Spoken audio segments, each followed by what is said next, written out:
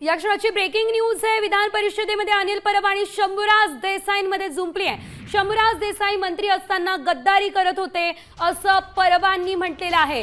तू गद्दार कुणाला बोलतो, बाहेर ये तुला दाखवतो असंही देसाई म्हणालेले आहेत। एकंदरीत आपण जर बघितलं तर तू बूट चाटत होता, देसाईंनी परब यांच्यावरती हा निशाणा साधलेला आहे। मुंबईमध्ये मराठी माणसाला घरं मिळायला हवी या मुद्द्यावरून आता जुंपलेली आहे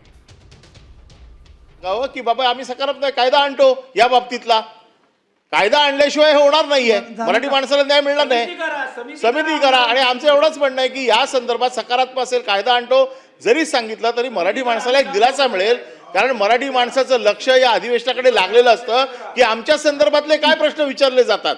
त्याच्यामुळे माझा साधा स्पेसिफिक प्रश्न आहे की आपण या संदर्भातला मराठी माणसाला प्राधान्याने घर देण्यासाठी 40% अट टाकून कायदा आणणार का? सभापती महोदय, आता मला वेळ द्या। आता तुम्ही ऐकून घ्या। अरे ऐका ना, तुम्ही ऐकून घ्या, ऐका ना, खाली बसा। आता काय असं झोपतोय बोलणं का करणं कानाला? बरं नाहीये, मराठी ऐका ना, माणसाचा प्रश्न आहे। ऐका सकारात्मक उत्तर पाहिजे ना, ना। ऐकून घ्या। नाही असं आता बोलायचं नाही, शांत एक राहा। मिनिट सांगू का आम्ही काय करतो तो ते सांगू का? काय गद्दारी सांगतो, कुणाला म्हणतो गद्दार? अहो, शांतता जपा, काय रे तुला दाखवतो यायला गद्दार कुणाला म्हणतो रे? काय गद्दार काय सभागृह म्हणतो? 10 मिनिटासाठी थांबवते कामकाज।